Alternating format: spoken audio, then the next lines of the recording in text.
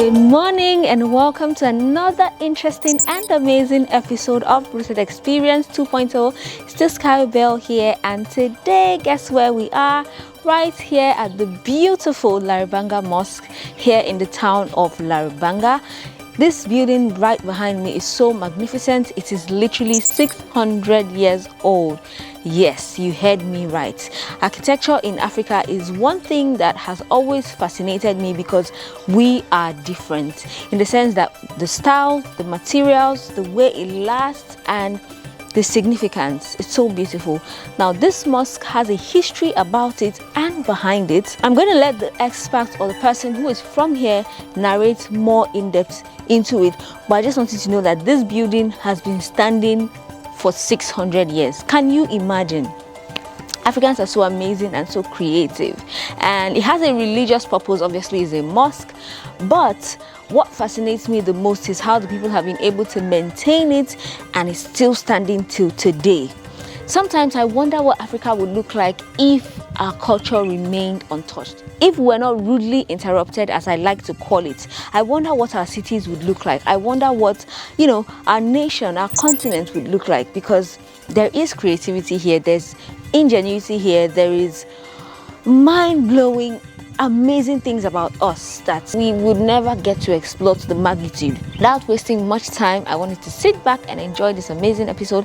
I am fascinated that this building that has all this spiky black wood sticking out of it is 600 years old and it's still standing. I'm just blown away. Anyway, let me take you on a tour around the place and also share a bit of history with you. If you like the video, you know what to do. Subscribe, give a thumbs up, and let me know in the comments below. Skybell, Rooted Experience 2.0, we lead, they follow. This is my community called larabanga, and the simple means that small Muslim community living 4,000 to 5,000, and 100% we all Muslim. So as you're in the mosque now today, this mosque will happen to be one of the oldest mosques in Ghana, and the same time to be one of the oldest mosques in West Africa. It was recorded around 1421. Currently, like today, the mosque is 600 years now. Oh wow. And the founder who put up this Larabanga mosque here, or who come and settle in Larabanga first here, he was migrated from Southern Arabia and the town called Medina. And this man was serving as a spiritual consultant to a certain warrior known as Ismaila Ndora Jakpa. This Ismaila Ndora Jakpa, he is the king of the Gonjas. And we're in the Gonja land, and our district capital town, which is Damango, 10 miles away from here. So in the olden days, this Jakpa, he is a great warrior man. He used to go around fighting the wars against most of the Africans. But actually, he aimed of doing this fighting to achieve a very big land to settle in northern part of Ghana. So once Jakpa started the fighting, he met some ethnic communities. He cannot defeat that communities. So this is where he needed help. So someone directed Jakpa to go to Southern Arabia. That when he get there, maybe he can get some malam or some powerful man who can lead him and praying for him until he defeated the war.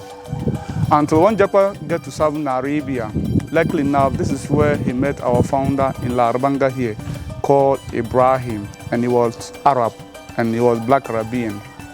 So Jakpa met Ibrahim in Southern Arabia, so he narrated the difficulty that for him. But what Ibrahim said to him, he said, well, he's a pious Muslim. He cannot lead Jakpa with a gun or a knife to clean a human being or to serve a human being blood. But the only thing Ibrahim said to Jakpa, that when Jakpa agreed, he would just follow him with a Muslim Bible like the Quran to be praying for him. When they are facing some challenges, he will use the Quran to be praying for Jakpa. So Jakpa said that why not, he will be happy for that. But before they want to start the journey from Southern Arabia to Ghana here, this is where Ibrahim promised Jakpa that when they started the journey, they have 3 rivers to cross. But he said when they cross the 2 rivers, that's the 3rd river, is to maintain it, their permanent settlement. So actually, when Jakpa and Ibrahim, they took off from Southern Arabia, they passed through Sudan. This is where they crossed the Red Sea, before they crossed to Burkina Faso and Mali. And before they are about to branch Ghana here, the first river that they crossed Ghana here where we have the river, they call it a white volta. When you're crossing to Tamale to this area, we have a river, they call it a white volta, in the village called Yayy. Actually, this is the first river that they cross Ghana here, and the final river that they find it difficult to cross Ghana here, for the Black Volta. When you're crossing south to the north, we have a river, they call it the Black Volta, and the village called Bupe. Actually, the Black Volta that Ibrahim and Jaguar, they find it difficult to cross, but they choose their permanent settlement. But they settled there sometime. The Gunja King Jaguar, he died from the Black Volta there, leaving our founder here alone then. And by that time too, Ibrahim was so weak and he's so old, he cannot go back to southern part of Mecca again to settle. And while Jaguar also died from the Black Volta there, Ibrahim also make in mind that, or the intention that not to settle there, because he thought that while Jaguar died there, the land there was settled in the blood of some polluters. So actually, Ibrahim moved from the Black Volta there, and the first settlement that he come and settle around this side of this community, where we have the mystic stone, is half a kilometer away from the mosque. So actually, this is the first point that Ibrahim come and settle first, but he also come and made the stone, but he covered the land of the stone side there for prayers and the center accommodation. And getting to sometimes that Ibrahim have the feelings or the mind to build the mosque there. But if you consider the land of the stone side there, part of the land was slopey and part of the land was baby rock around side of the mystic stone side there. So this kind of building, he kind of put up there during the olden days.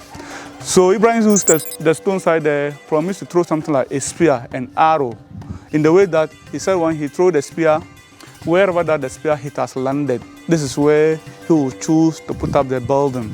So actually one day midnight, Ibrahim made the intention to the stone before he threw the spear high into the sky. Until the following day, he was moving around to see where the spear he landed, until he found the spear, the foundation of this particular mosque. And the black post you can see around the building, this is a natural foundation was there before the spear came and landed the middle. So when Ibrahim traced up from the stone side there to this area and the foundation of the mosque was natural there, this is where he was wondering, or he thought that maybe there are some people settled here before. So this is where Ibrahim was going around of the foundation of the building, whether people settled here or not. And through Ibrahim moving around the foundation of the mosque, this is where he found some booklets written in Arabic from. He took it and read it in Arabic as a pious Muslim.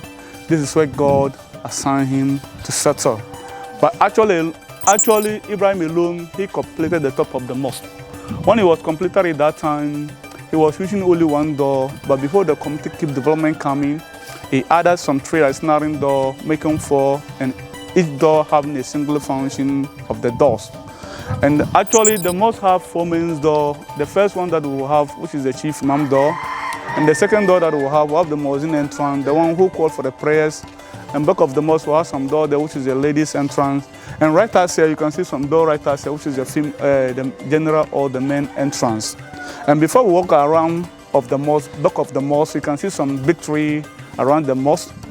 This tree called a Baobab tree. But with the northerners here, the local name is Kuka tree. Okay. And this tree also signifies where they buried the founder of this community, Ibrahim. After he completed the building, he used the mosque as a holy place and the center of accommodation. So when he came old, he called the elders and gathered them around the mosque here and promised them in the way that any day, any time when he passed away, that they should find some small land closer to the building to be bury him. That after when they bury him, some few months later, they will see some tree shooting up on the grave. The people go take care of it, and the leaves are edible. So that when Ibrahim passed away, they buried him closer to the ladies' door back of the mosque there. Some few months later, this tree shoot up on the grave, and we take good care of it after today. So what we'll do for the tree, the leaves are edible. Every year, we'll harvest the leaves and set it among ourselves in larabanga here. And the woman, they will dry it first. When they well dry, they pump like powdered form. And they use it for sauces. And anybody who tasted the soup with the tree leaves, we are happy for the tree and same time for the founder. And currently the age of the tree is now for 500 years now. And currently the mosque package 600 years now. And the maximum the mosque can contain, he can take 100 to 200 people can go inside for the prayers. And we still use this mosque for 5 times daily prayers, every day 5 times daily prayers. So actually that's the short history I can tell you guys now. So you talked about the different doors, right? Yeah. Why are they so low? Because I noticed that they are not. The doors are very small. They are very low, yeah. The reason why you be seeing these doors look smaller, because we respect the site as a holy place. Okay. So if you wanna go inside, you have to bow. Right.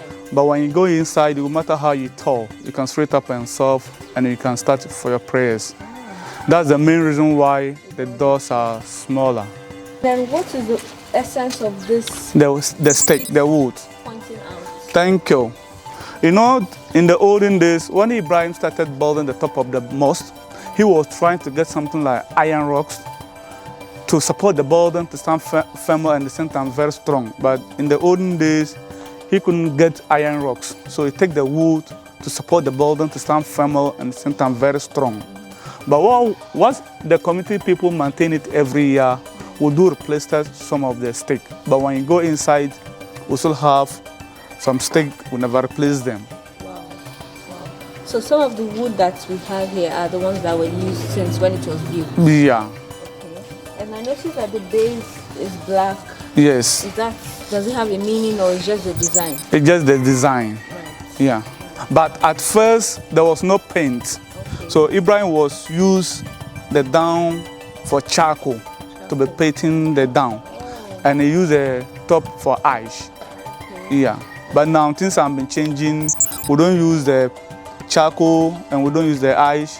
We use the water paint, the white paint to the top, and the down we use the oil paint, the black.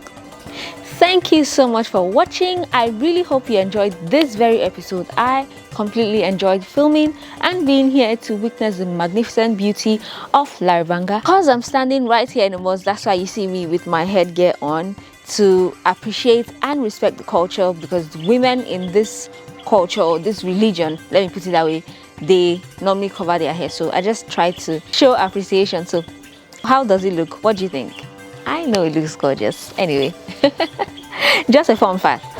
Do not forget to like this video, comment down below and subscribe. Become a Skyler today, because Skylers are the best people on the internet. I love you so much. I hope you kept an open mind and you learned something new. I will see you in my next one. Rooted Experience 2.0. We lead, they follow. Bye.